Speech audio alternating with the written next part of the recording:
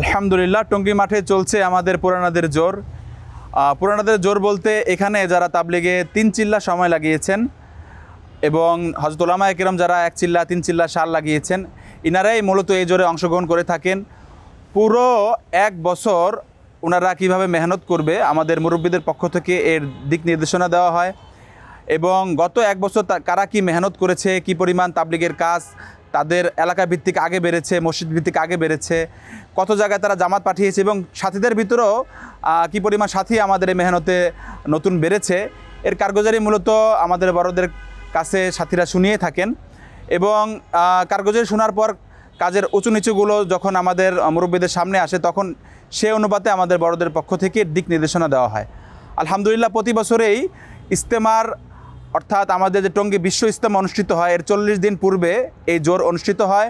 এবারও তার ব্যতিক্রম ঘটেনি, বরাবরের মতো এবারও আমাদের যদিও শোনা যাচ্ছে যে আসন্ন নির্বাচনের কারণে আমাদের ইজতেমার ডেট কিছু পিছাবে,